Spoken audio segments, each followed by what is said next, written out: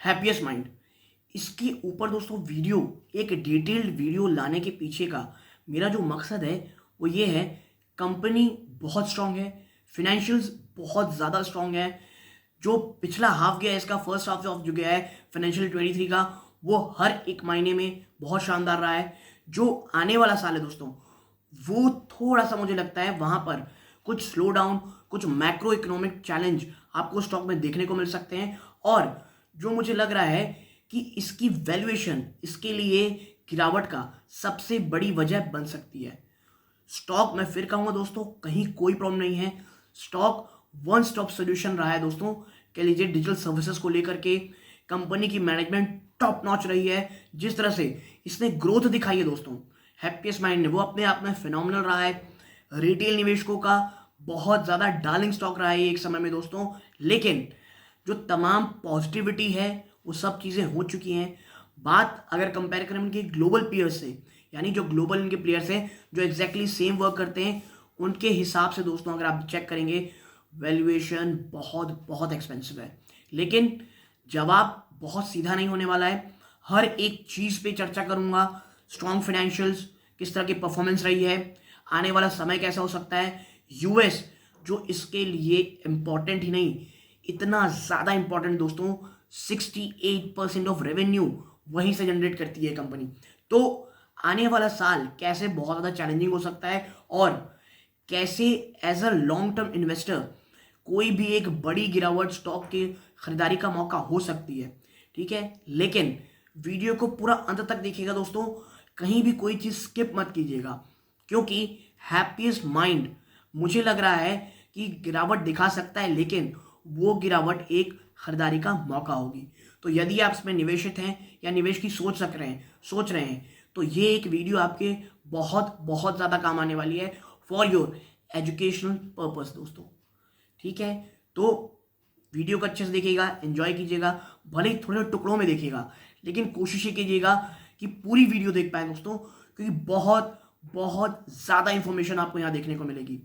Article जो दोस्तों money control से लिया गया है दोस्तों, तो पूरी डेटा के लिए उन्हीं को थैंक यू है। तो अब सीधा लेके चलता हूँ उस पूरी एनालिसिस की तरफ, और समझते हैं कैसे ये एक आईटी कंपनी जिसने इतने शानदार परफॉर्मेंस की है, आने वाले समय में शायद थोड़ी बहुत वीकनेस, थोड़े बहुत क्वार्टर में स्ट्रगल आने वाले कुछ क्वार्टर्स तक आपको देखने को मिल सकती है। तो अब विदाउट वेस्ट टाइम सीधा लेके चलता हूँ आपको एनालिसिस की तरफ। तो देखते हैं दोस्तों कैसे हैप्पीएस्ट माइंड जैसी कंपनी, ऐसी फंडामेंटल स्ट्रॉन्ग कंपनी, क्यों ऐसा कहा जा रहा है कि आने वाले समय में एक बड़ी गिरावट दिखा सकती है। तो देखिए, ये मनी कंट्रोल प्रो का आर्टिकल है दोस्तों, तो ये पूरा जो डेटा है उन्हीं से लिया गया है। तो उनको बहुत बहुत धन्यवाद इस डेटा प्रोवाइड कराने के लिए। ठीक है, देखिए, happiest mind, why steeper correction is possible, क्यों इस आईटी कंपनी में एक बड़ी करेक्शन पॉसिबल है। देखिए, एक बहुत ही शानदार 2 लाइन में इसका आंसर अगर आप देखेंगे ना, तो वाकई में आपको यहाँ मिल सकता है। ये जो वर्ड है, ये वर्ड देखिए, valuation. The valuation is still heady in comparison to its global peers and there is a room for further correction. देखिए, इतनी, क्योंकि देखिए अगर आप देखेंगे इसमें, मैं आपको थोड़ी देर में बताऊंगा कि ऑलरेडी इसमें गिरावट हुई है, लेकिन इतनी गिरावट के बावजूद ये, अगर आप इसको ग्लोबल पीयर्स के इनके साथ कंपेयर करेंगे, तो अभी भी बहुत बहुत बड़ा रूम आपको मिलेगा स्टॉक में गिरावट का।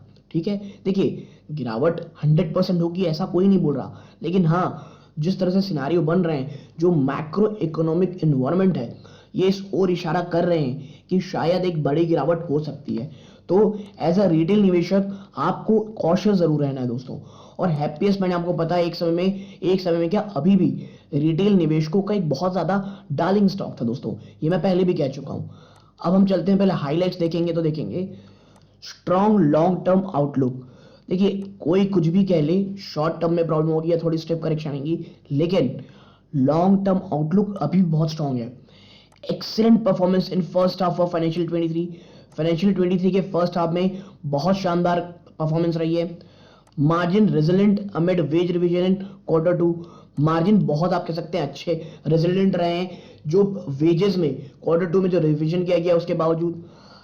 सप्लाई साइड चैलेंजेस वेनिंग, ये जो सप्लाई साइड चैलेंज था ना, वो अब काफी हद तक जाता हुआ दिखाई दे रहा है दोस्तों। ठीक है, macro concern could impact demand for a few quarters.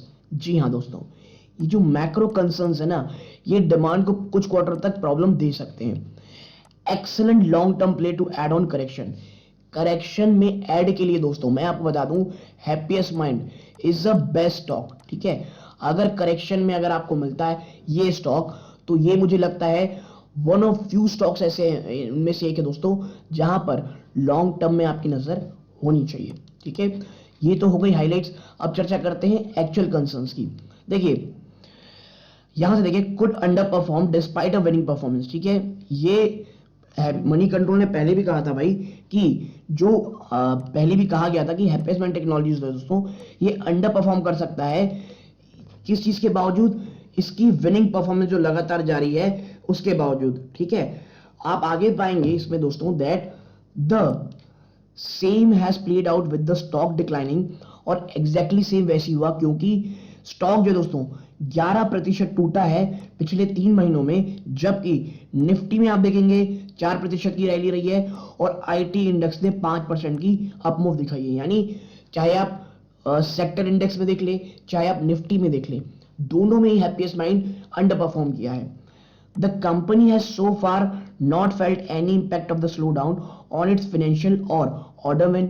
अच्छी चीज ये है कि बातें बहुत हो रही हैं, मैक्रो इकोनॉमिक एनवायरनमेंट खराब है, ये चीजें अच्छी नहीं है, स्लो डाउन आ रहा है, लेकिन अभी तक हैप्पीएस्ट माइंड के दोस्तों जो आप कह सकते हैं जो फाइनेंशियल्स है और इनके ऑर्डर हैं दोस्तों, उनमें कहीं पर भी स्लो डाउन का इंपैक्ट नहीं हुआ है। With a pure play digital offering, it is in a vantage position to grow।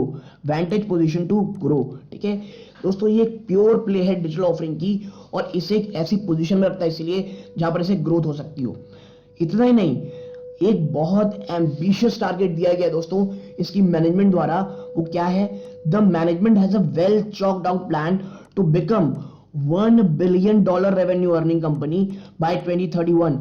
जी हाँ दोस्तों, कंपनी के मैनेजमेंट ने कहा है कि 2021 तक भाई हम $1 बिलियन की रेवेन्यू अर्न करने लेंगे, और इसके लिए सिर्फ बोला नहीं गया है, बहुत अच्छे तरीके से प्लान किया गया दोस्तों।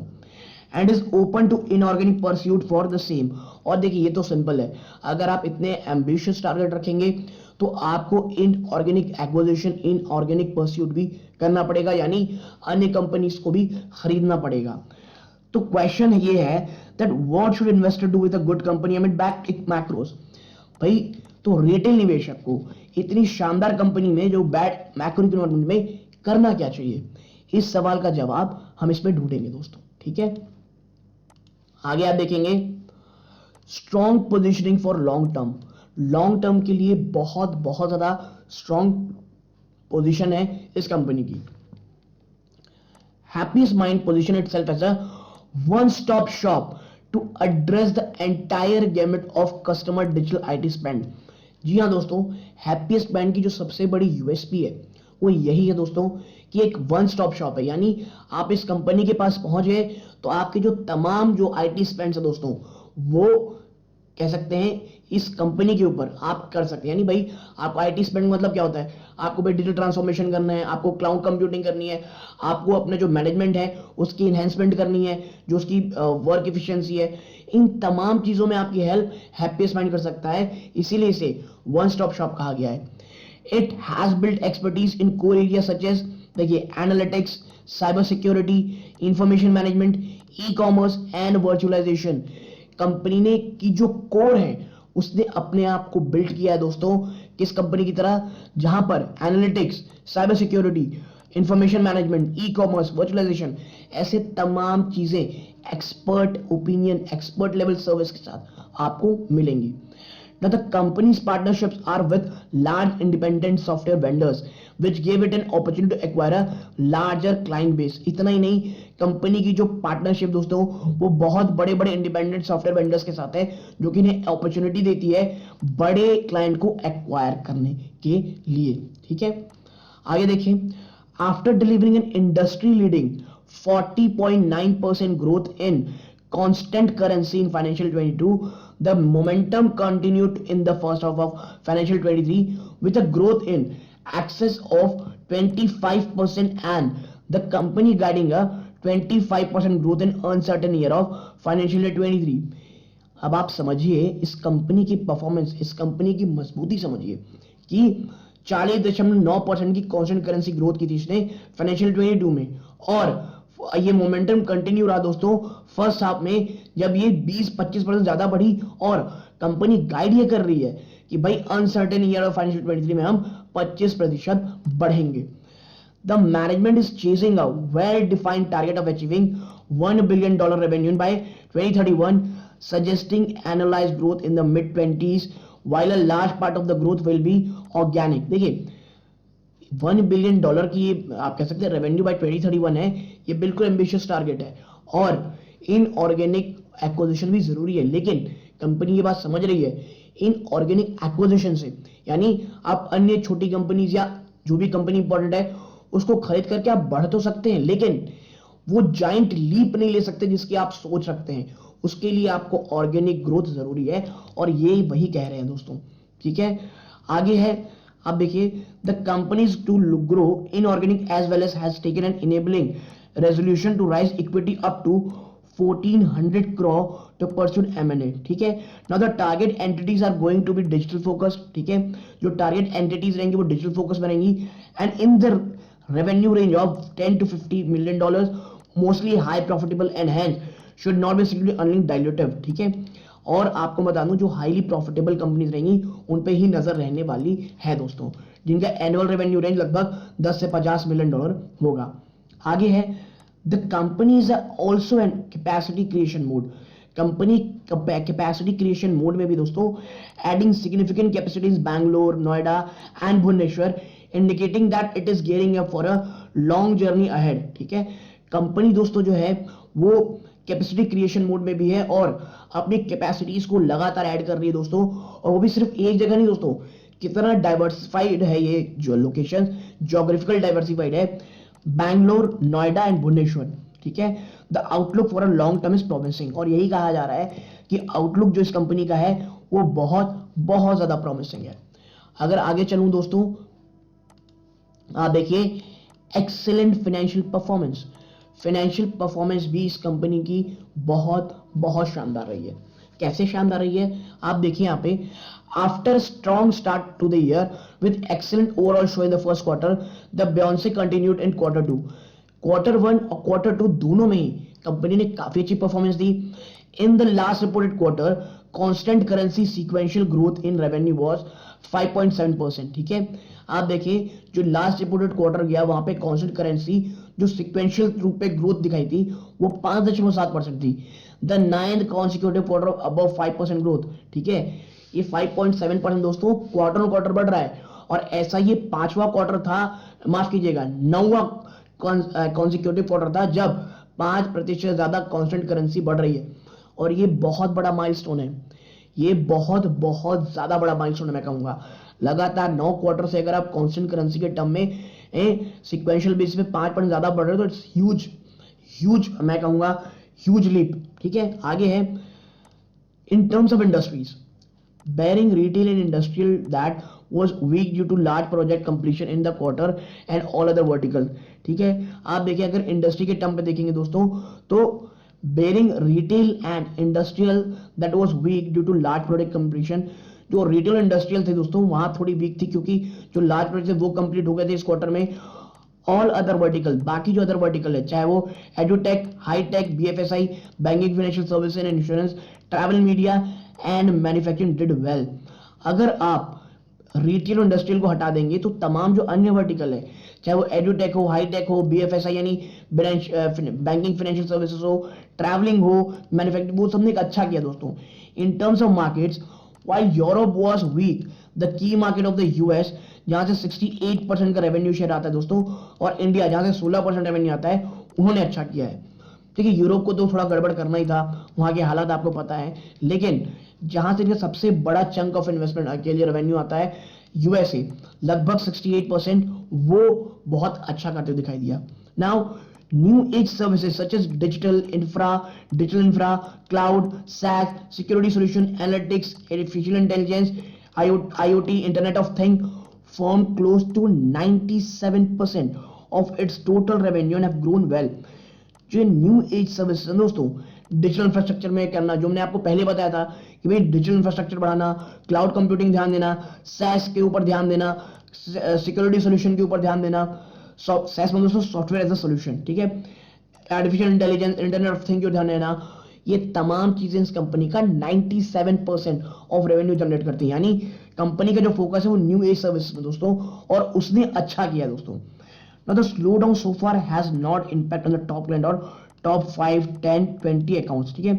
जो स्लो डाउन है दोस्तों वो अभी भी हैप्पीएस्ट माइंड के टॉप 5, 10 और 20 क्लाइंट में अकाउंट्स में नहीं देखने को मिली है सो फार, अभी तक दोस्तों, ठीक है।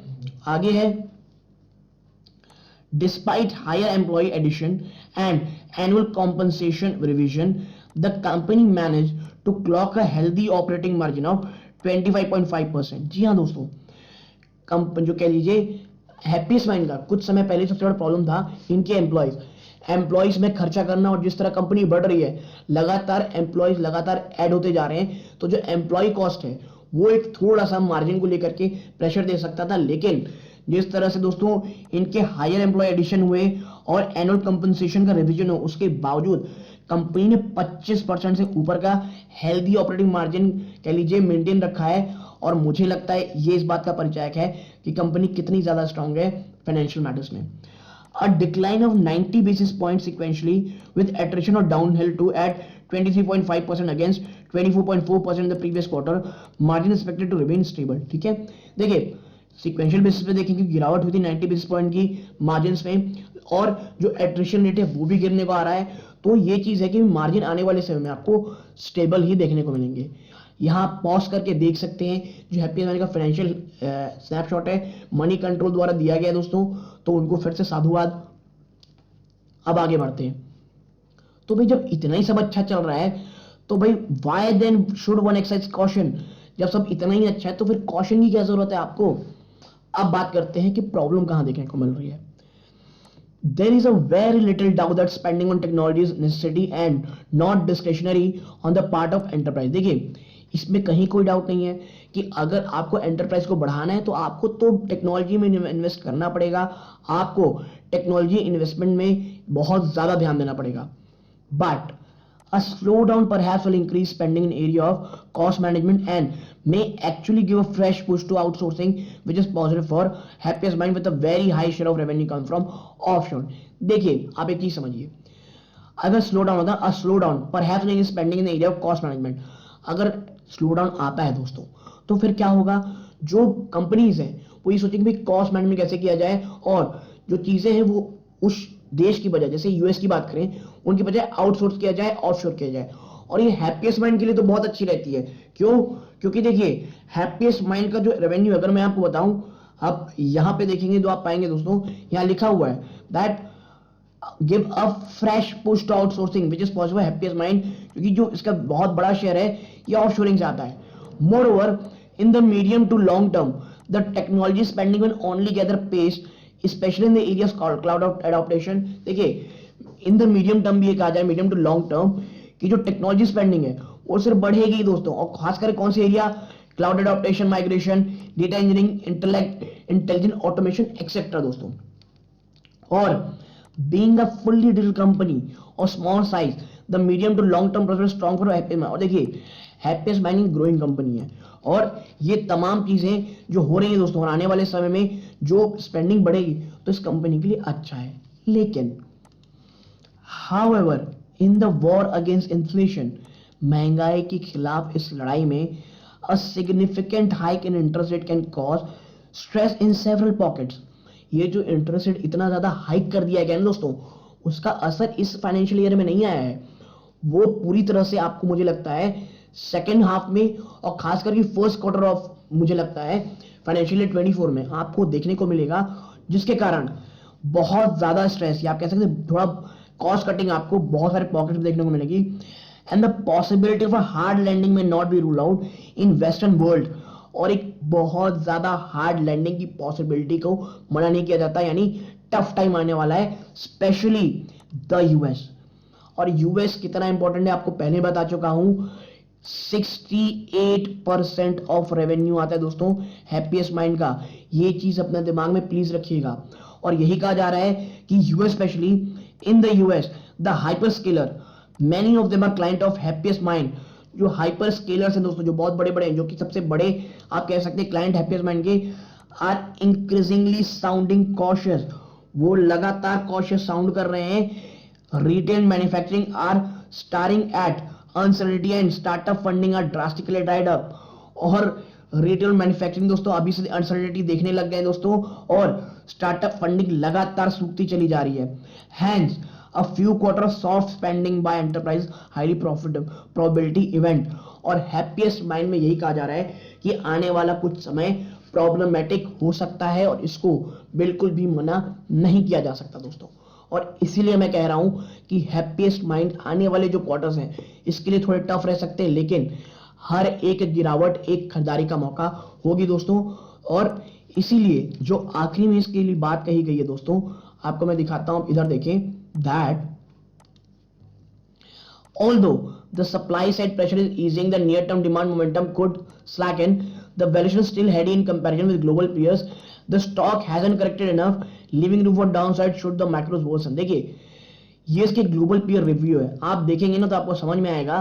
देखिए ग्लोबेंड, ईपम, एंडावा और ये हैप्पीएस्ट माइंड, अगर आप कंपेयर करेंगे तो आप पाएंगे कि कितना ज्यादा अंतर है दोस्तों। ये कितना क्या कह सकते हैं आप, एक्सपेंसिव वैल्यूएशन में है। और अगर आप 1 ईयर के गिरावट देखेंगे तो सबसे कम गिरावट आपको हैप्पीएस्ट माइंड में देखने को मिलेगी।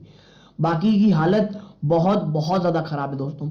और इसीलिए कहा जा रहा है कि इनमें दोस्तों जो गिरावट के चांसेस हैप्पीएस्ट माइंड में वो ज्यादा है, बट गिरावट एक खरीदारी का मौका होगी, इसलिए यहां कहा गया है however in our opinion happiest mind given its size and scope is a promising stock. ठीक है, इसके साइज और स्कोप के हिसाब से एक प्रॉमिसिंग स्टॉक है और इसी शुड ऐड करना चाहिए दोस्तों कोई भी एक बड़े मीनिंगफुल करेक्शन में। ठीक है, तो हैप्पीएस्ट माइंड में अगर आप निवेश की सोच रहे थे, मुझे लगता है ये एक आर्टिकल आपके बहुत काम आया होगा। और यदि काम आया हो, चैनल को सब्सक्राइब कर लें दोस्तों, ताकि ऐसे ही डिटेल स्पेसिफिक न्यूज आपको, डिटेल वीडियोस आपको मिलती रहे। और चैनल में पहली बार आए, सब्सक्राइब करके वीडियो को लाइक जरूर कीजिएगा। यहां तक जुड़े रहे, इस बात का बहुत बहुत धन्यवाद, अपना कीमती समय दिया। ये इस वीडियो का अंत है। जय हिंद दोस्तों।